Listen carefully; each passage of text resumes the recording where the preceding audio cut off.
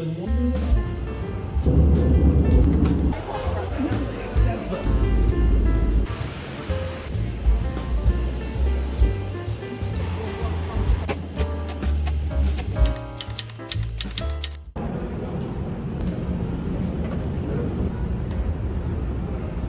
morning.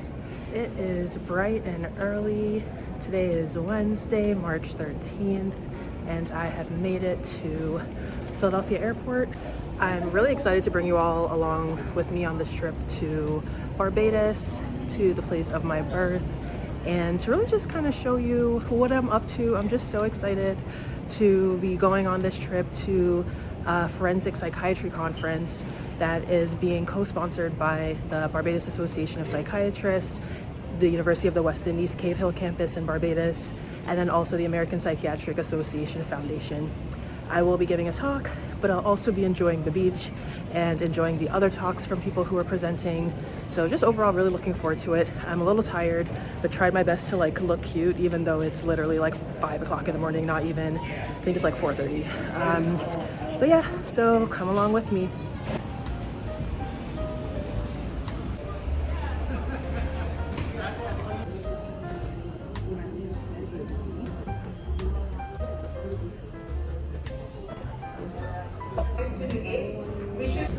So it is 1 p.m. I'm supposed to be in the air right now. I'm supposed to be en route to Barbados, but I am at the Miami International Airport, delayed for the 5th time. The flight now is supposed to leave at 3:30 to arrive at 7 p.m., which I'm a little bummed about because I was really looking forward to today as a beach day, I guess, but that's not happening. Just chilling in the airport. That's about it. Finally on the plane, many hours later. Let a flight attendant know if you are unable. Finally.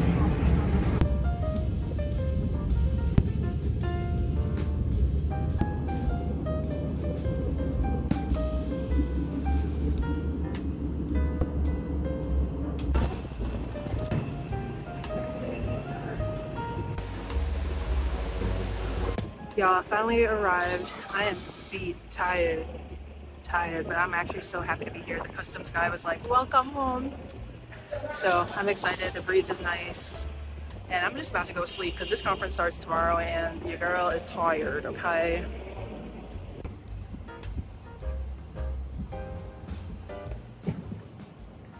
Good morning, beautiful people. I am awake. I am getting ready to head out.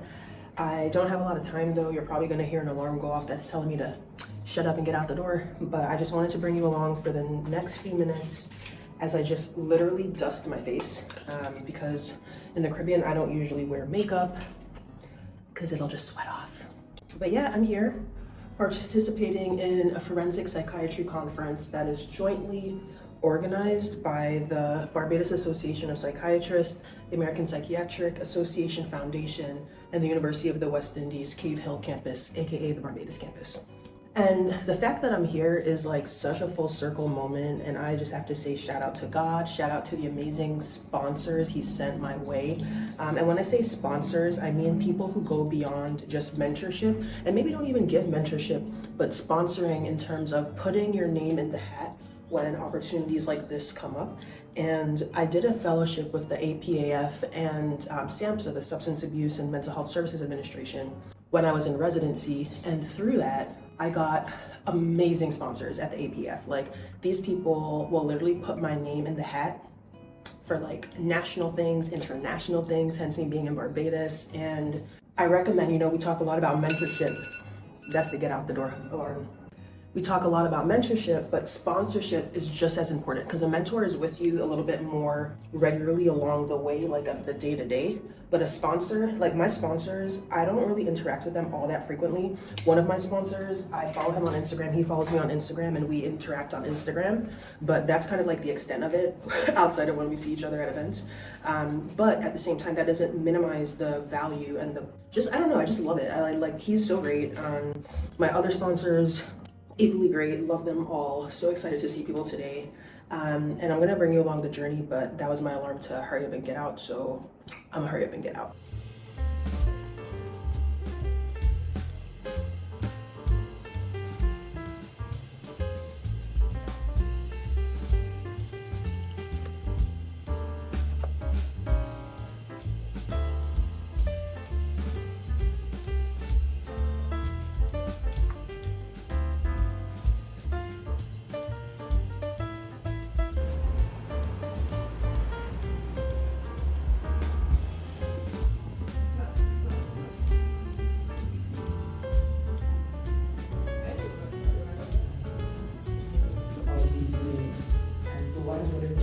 few disabilities so far. So we really do not want to have a debate. This is what we think comes up. Down to the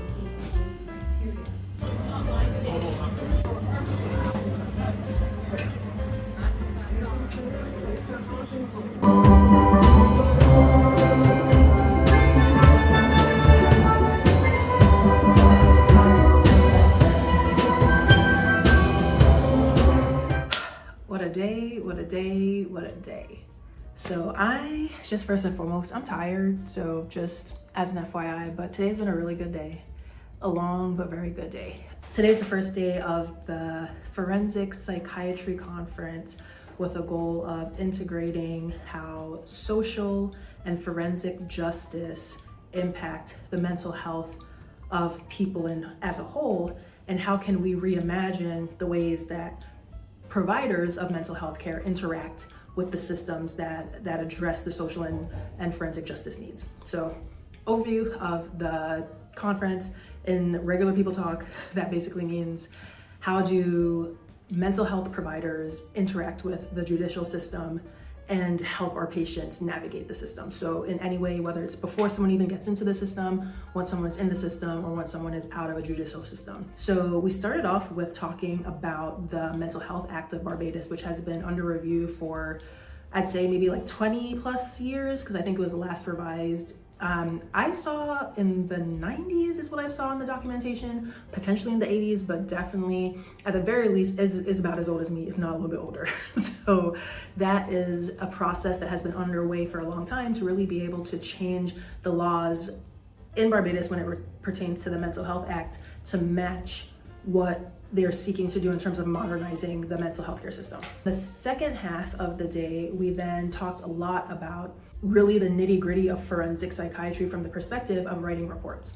And the two specific scenarios that we talked about were writing reports, forensic reports, evaluations of people. So I don't want to say patients because it's not a clinical evaluation, but the evaluation of people who are facing either that they want to have access to guns and firearms here in Barbados, which is much more complicated than it is in the US. Even as simple as the age you have to be able to get access to guns here is 25 compared to 18 years old in the US. So just talking about what that process is like, the role of the psychiatrist in that evaluation, ways to make sure that you are really doing a fair and just assessment of the fitness basically to bear arms.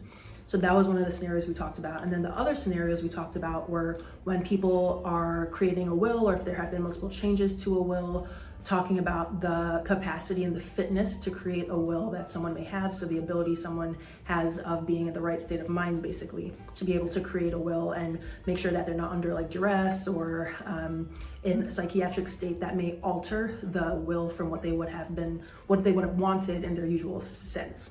And then the other scenario we talked about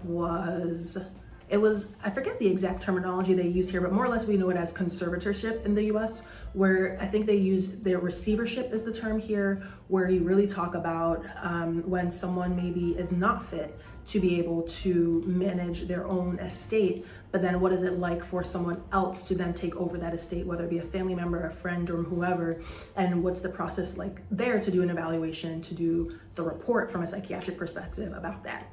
So very, very, very forensic psych heavy. I'm looking forward to tomorrow where we'll kind of jump into a little bit more the juvenile system, comparing again, what is it like here in Barbados and then how is it in the US. And then in the afternoon, that's where I get to talk.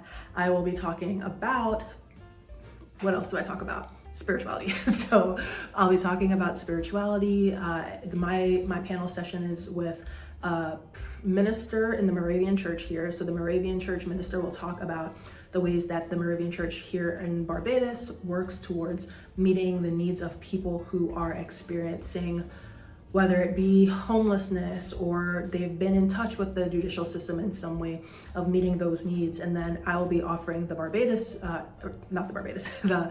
I'll be offering the United States comparison, specifically looking at how Black churches in the US are meeting the needs. And they really are, like, honestly, I'm gonna try to make sure I get a clip of that in here, because the Black churches in the US, chef's kiss, doing so much to help the community. And I learned in my research that faith-based groups provide about 60% of the homeless shelter in the US, which is kind of wild. Like, the government should really be funding that, but here we are with like faith-based groups doing most of that work. Although honestly, some of that could be from government funding, but still, like, the fact that the government is not even able to get it together to provide more of that and make sure that people are housed. But there we are.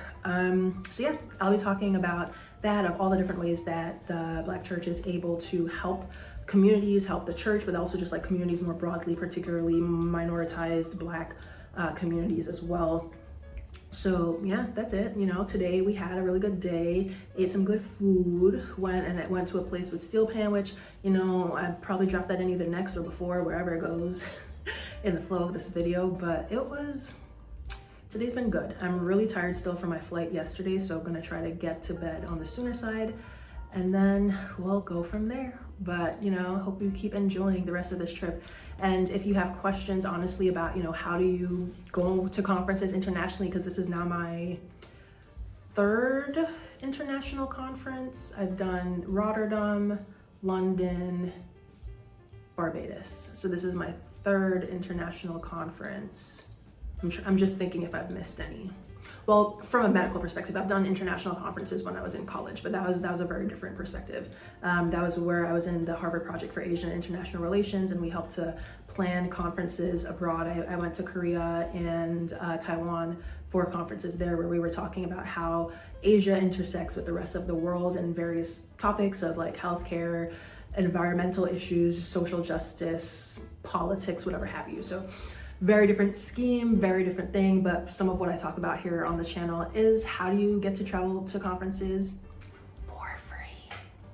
Because, you know, that's how I like to do it. But you can check out this video here. There's one about how I went to Jamaica, and then also the one about how I went to Rotterdam, so you can check out either one of those. Oh, I guess Jamaica wasn't really a conference though. That was more of like a mental health fair, but we can maybe like add Jamaica in there too. But yeah, so that's it for now. Toodaloo. Government policies and positions, and so I'm only. So what I do is I talk to that father took away his food. I think of this for me as a full circle moment. From the moment we left Barbados, one of the things I always told my parents is that I'm looking forward to when I get to go back. So every time I come back to Barbados, it really is something that I just find so amazing, and to be able to share this work that God has really led me to. So a little bit of what I'm going to be talking about, really building off of what Reverend Dr. Smith talked about in terms of that responsibility. In a lot of ways, the Black church in the United States really is built in that focus of responsibility to the community when we're thinking of social justice, when we're thinking of health, we're thinking of economics. And today will really be a way that I show examples of how the Black church has been able to take this responsibility and run with it and give to the community that is what it is made of. I think a lot of this, you'll see there's a lot of similarities between what happens here in the Caribbean, but then at the same time, I hope that this will. So I'm done with the talk, heading to dinner. There was literally like no time between my talk, then the panel, then like answering questions. Then we had to come back to the hotel real quick to put our stuff down. Now we're running out to dinner. So I'll try to do a recap tonight. I was trying to do one now so I'm not tired.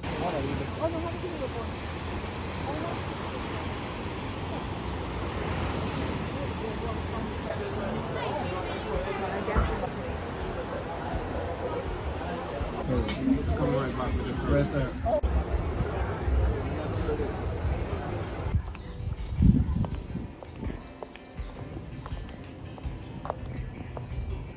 Within your profession, have you met a person who had to spend more than 5 hours to generate a psychiatric report?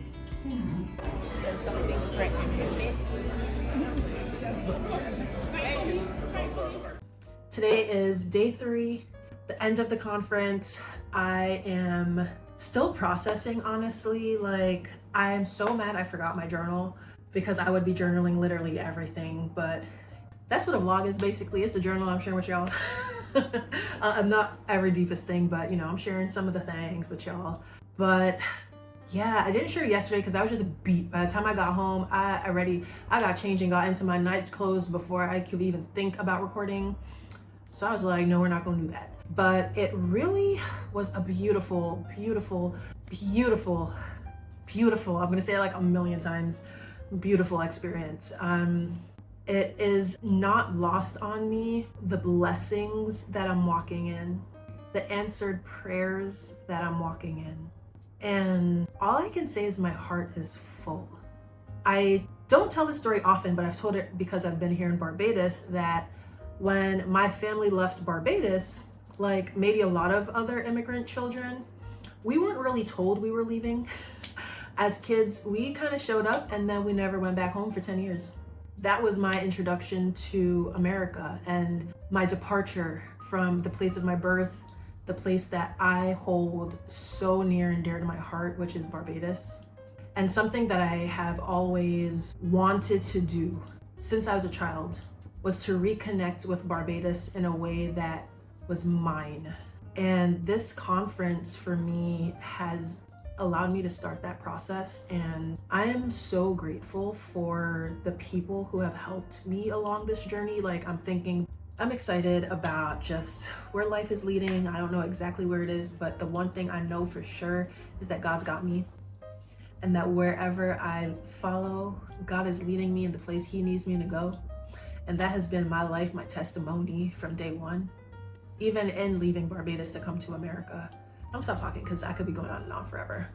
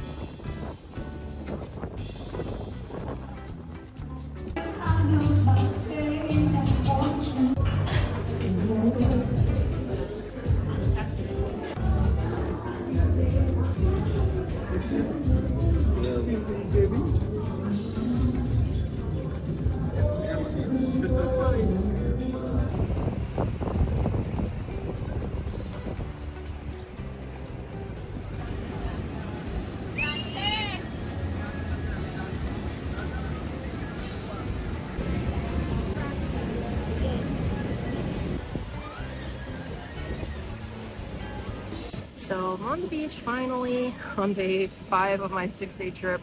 Finally made it to the beach, and family's coming to meet me soon, but meanwhile just trying to rest and relax.